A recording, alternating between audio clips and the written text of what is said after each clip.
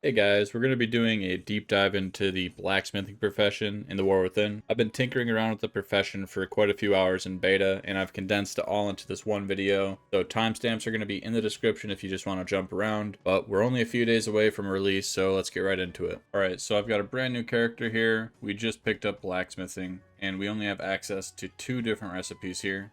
So what we're going to do is start off with 4 alloy, and we're going to make, I think, 39 of them. Should be good. And to get to level 50, I'm just going to post everything on screen right now of what we're going to need. We're going to need 450 bismuth ore, 70 iron claw, 343 flux, 19 crystalline powder, 5 acrite ore, 4 null stones, and 1 of these profaned tinder boxes.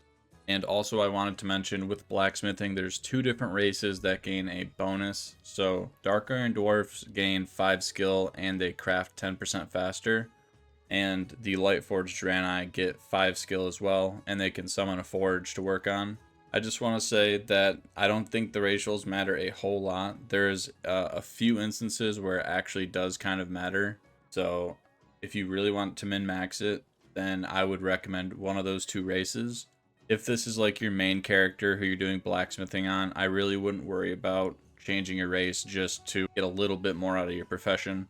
But I just wanted to put that in there. There is a difference and it does kind of matter. I'll go more into depth with that a little bit later. Now we should have 39 core alloy, and we're just going to make one of these iron claw weight stones just so we get the first craft bonus, even though it's not going to give us a skill. And then we're going to go and train everything that we possibly can from the trainer. And from now on, essentially all you want to do is make sure you have this first craft bonus filter on, and then you're going to prioritize the yellow high chance of gaining a skill over the guaranteed chance of getting a skill.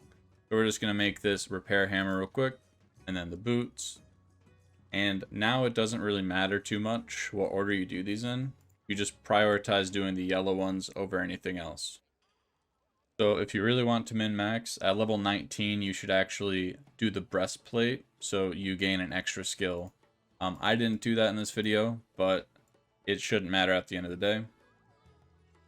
Alright, now we go back to the trainer and we're going to learn everything again. So once you hit 20, you can make the blacksmith's hammer. You should do that as soon as possible, and we're going to equip that. You can decide if you want to make extra hammers to get the different stats. However, I think while you're leveling, you should just make one, and then later on you can decide what stat you want. Once you hit 25, you can also learn the blacksmith's toolbox. I'd recommend doing that earlier than later.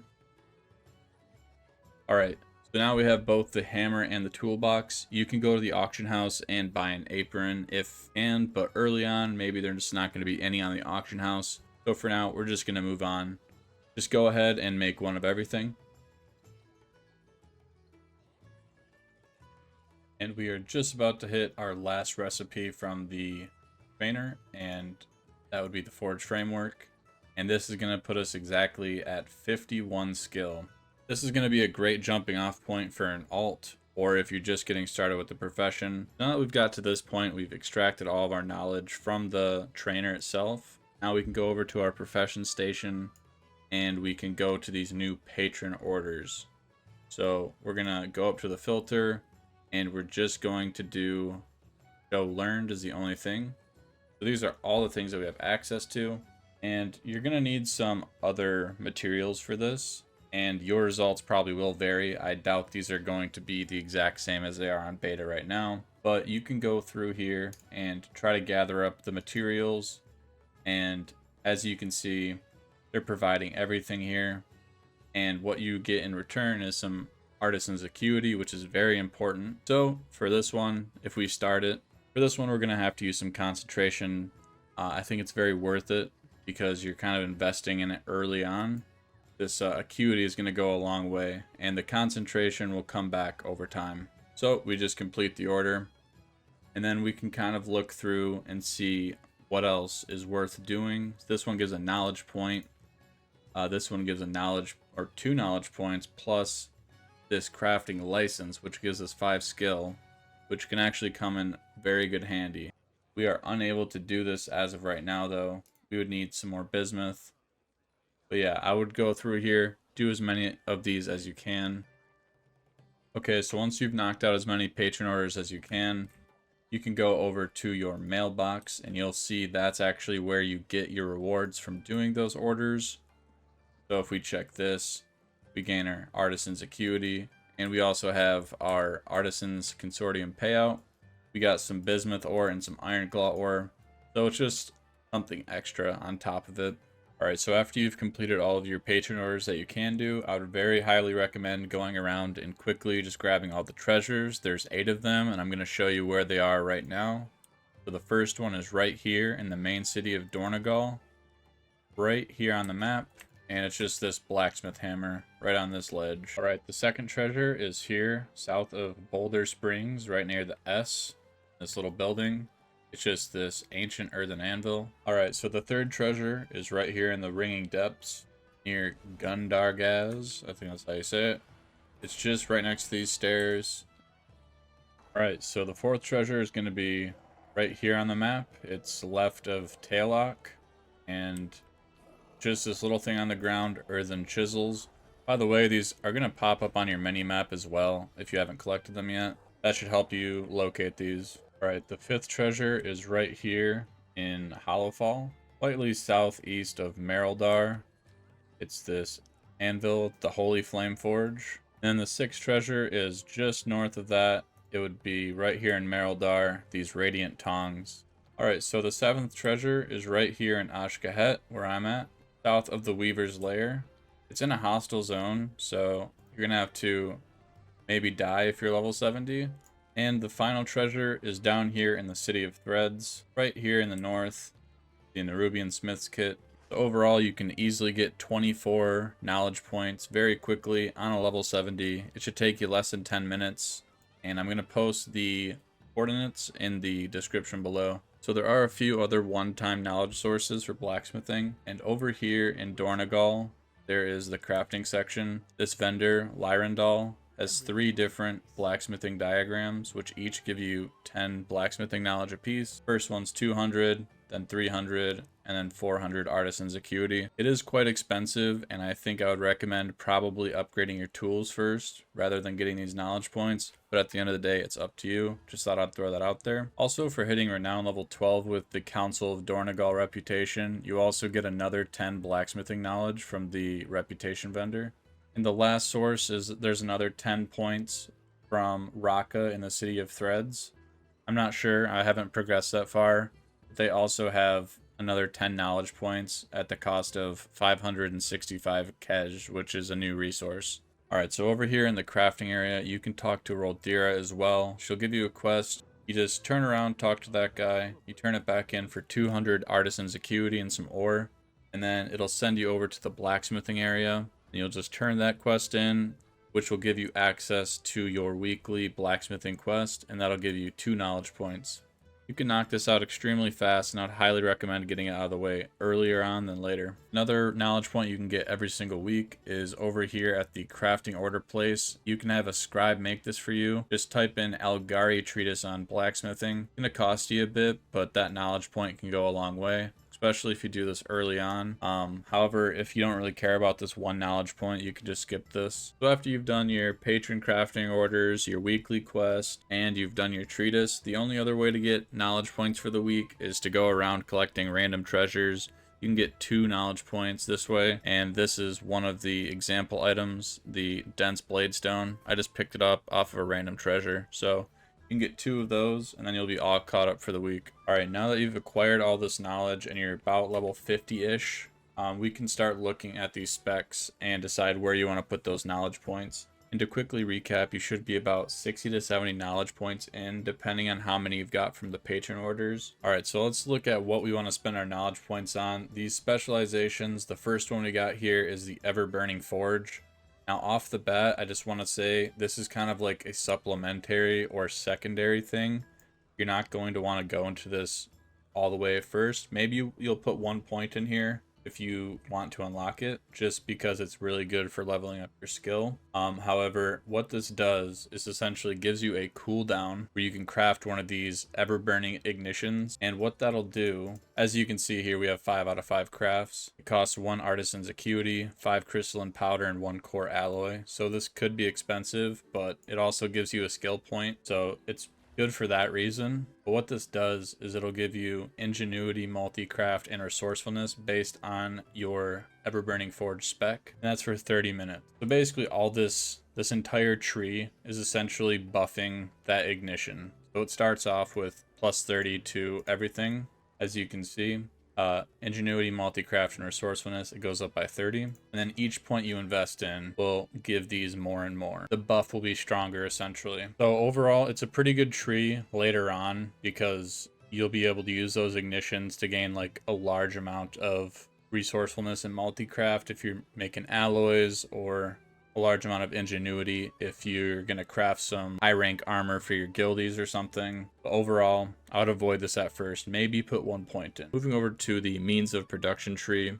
This tree is going to help you do anything else in blacksmithing. Every point that you put in here will give you +1 skill to everything else you do.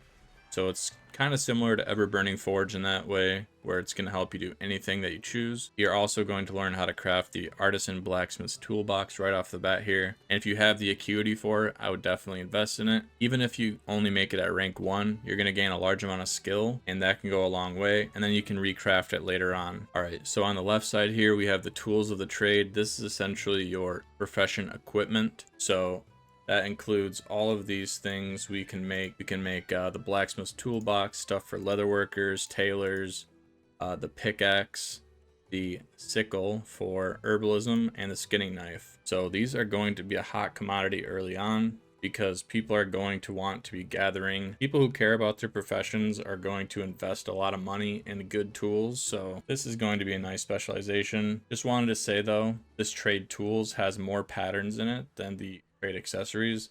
I'd probably, if I had the choice between these two, I would max out this first. But if you choose to go that route, I think that's going to make a lot of money early on. Also, once you put a point into here, you learn how to make your own hammer. Very similar to the toolbox. I'd recommend making that as soon as possible. Then you can rework it later once you have more points into these to rank 5 it. But honestly, the big thing is just making one and getting that plus skill. Okay, on the south side of this tree, we have stoneworking. And this is essentially kind of a niche, but I think it actually could be pretty good. So when we were leveling up, we made one of these weight stones. If you played Classic WoW, we had these to attach to our melee weapons to give it a buff for a while. I'm not sure how popular these will be specifically. However, if you look at the rank 2, 971 attack power, the rank 3 is 1140. Serious players are going to want the highest rank of that. You can make the bladed version of the whetstone, so this would be for like daggers, swords, and warglaives, stuff like that. So this also could be, but I think the most important one is probably this one right here, the Iron Claw Razor Stone.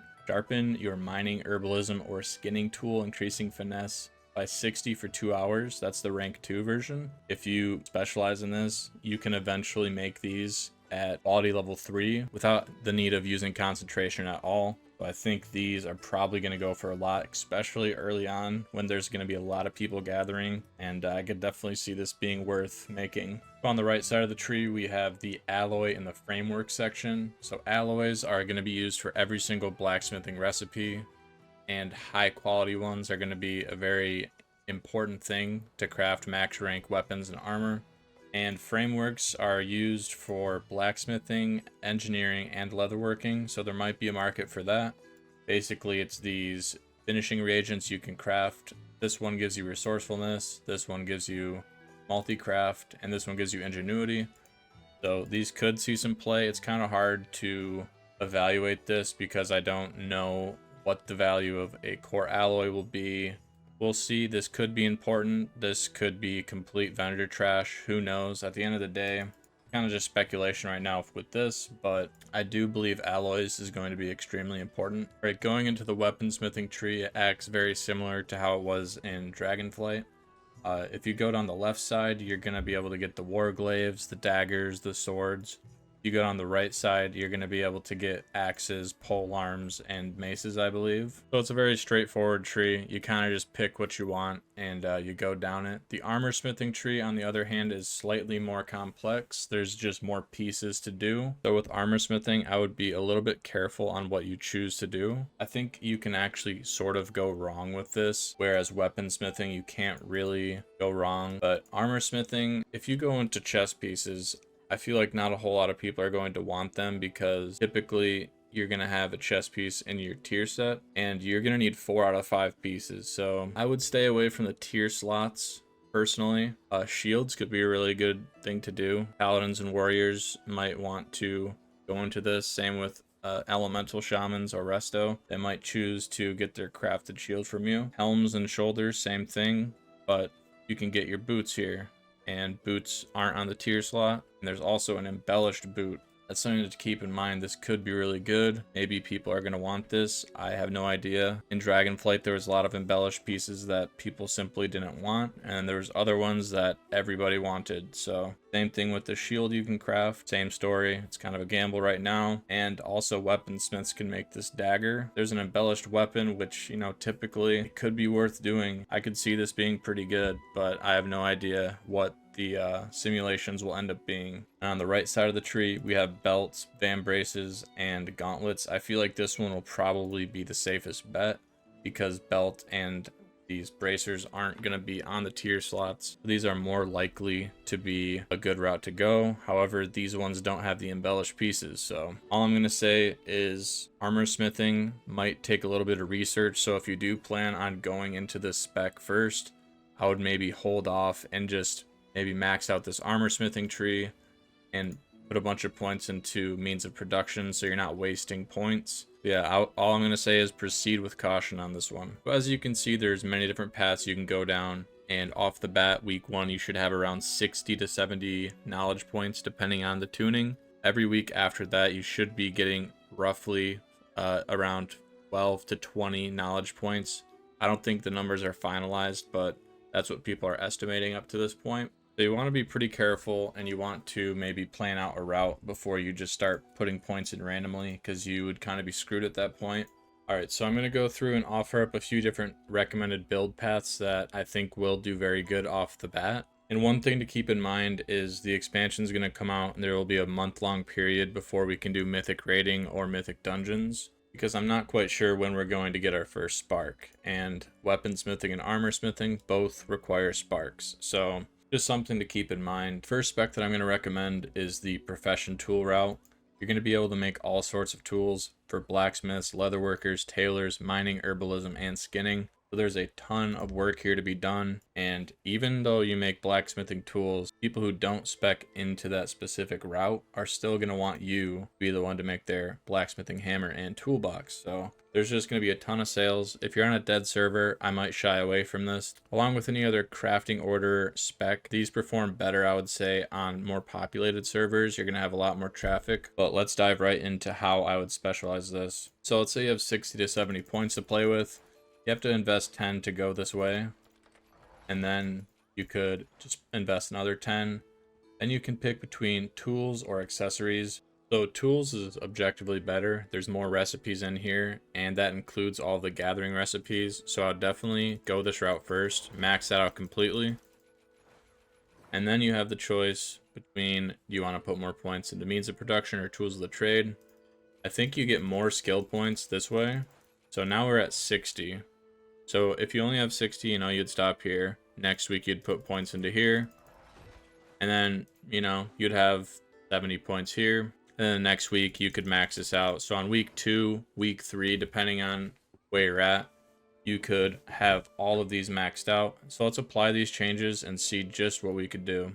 All right, so let's pretend it's week 2 or 3. We've invested 80 points into this spec. What are we looking at? So we can make the hammer in the toolbox right now.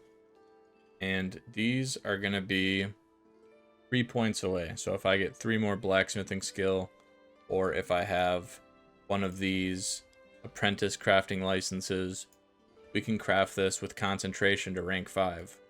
We could make ourselves a nice blacksmithing hammer or toolbox. I think the hammer is the way to go. You end up getting plus 10 skill this way. In the toolbox, you're only gaining plus 6. I will say the downside to this spec is that you need to spend Artisan's Acuity to learn these recipes. As you can see, you buy these from Larendal for 150 apiece, which adds up to 750 Artisan's Acuity to unlock all of them.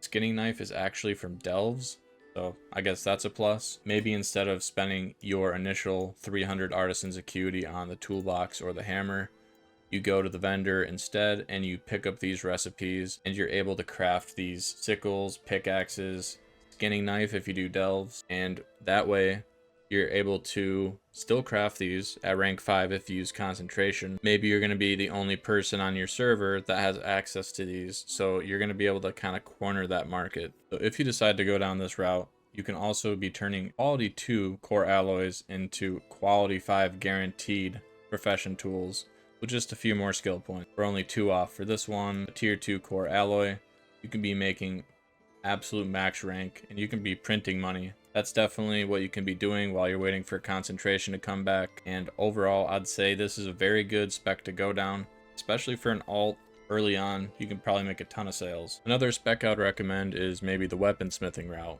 This one might take a little bit more time to come online depending on when sparks are available. In this instance, let's say you're a rogue and you want to make your own daggers, and then once you've made your own, you can sell them to other people, make some profit. So we're going to go the short blade route.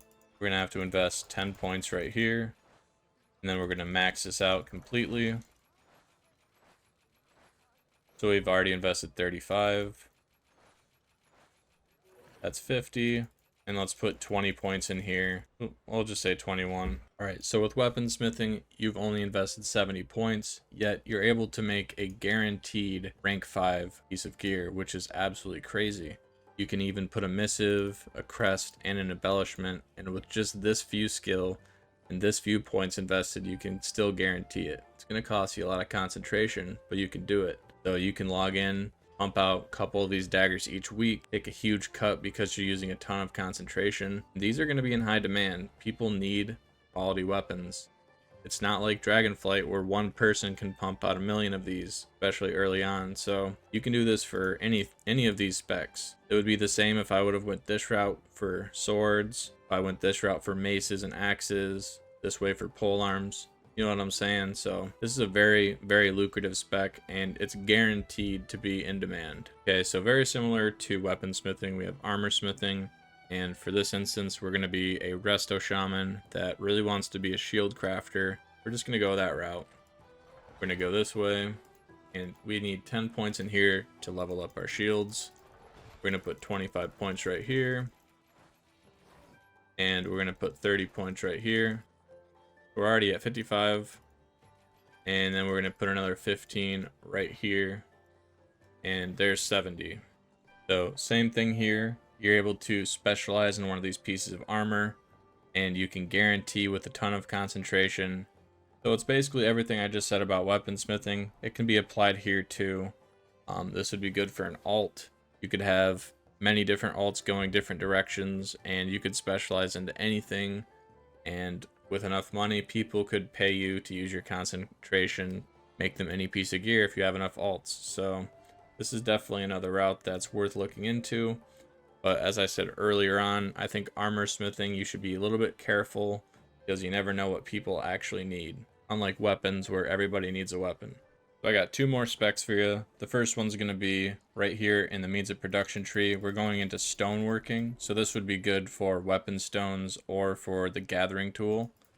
So let's say I think gathering is going to be more valuable early on because people aren't really going to need to min-max their weapons to do delves, in my opinion. Maybe people use them for heroic raid. You know, I really do think that the gathering stone is going to be better here though. We've invested 45 points already. Now we're at 60. And let's even say we're going to spend the other 10 points here. All right, let's see what we get with these 70 points. So in all honesty, this spec isn't great off the bat. If you only invest 70 skill points and you're at this stage in your account, you're not going to be able to do a ton with this. However, it gives you access to 2 different things. You have the whetstone, you have the razor stone. This is where most of your money is going to come from. you can just use a tier 2 alloy, and honestly I wouldn't recommend really using concentration on this. But look at that, you just use a tier 2 core alloy. You can print these out and basically just try to sell these. You could use concentration, but look at that, you need 175 concentration with a tier 3 alloy just to get an extra 15 finesse for 2 hours. I don't think people are going to be wanting to do that. Probably not your best use of concentration. Hey, it's an option. Overall, I think you're going to be best off with this spec just using quality 2 core alloy to print out quality 2 stones. Another upside is the Iron Claw Razor stones are going to be able to level you up all the way to 75 pretty cheaply, and you're probably going to profit on these, so you can look at it like you're getting paid to level up all the way to 75. But besides that, you're kind of going to struggle to really go crazy with this spec until you've absolutely maxed out your skill and your profession tools to be able to guarantee rank 3s without using any concentration. I will end on the note though that you're able to kind of not have a ton of competition with this spec. I'm assuming a lot of people probably won't go this spec, so you might have easier sales than competing with other more lucrative specs. So for the final spec, I'm going to talk about alloys, and I think this one's going to be great. There's going to be a very, very high demand. Pretty much there's never going to be enough quality 3 alloy to go around, so the alloy spec is going to help you do that. Obviously, this is a brand new character with no specialization points, and as you could see, we could use all of our concentration to actually guarantee rank 3 already, but we need quality 3 alloy and quality 3 iron claw ore, and we're going to see the difference between what is actually the benefit of investing into this, because we can already do this, right? So if we're going to spend 70 points on this, I think it's only wise to, you know, put 10 there, put 15 into fortuitous forges. We got to max this out. We're at 35, 45 already. Let's put this, now we're at 60. We're going to put 1 point into Everburning Forge just for that, just so we have the benefit of it. Actually, we don't even have to learn it. That's kind of cool. We have 10 more points. We're just going to put it right there. And now let's check out what this is like. So now we can just use use tier 1 core alloy, and then we can concentrate.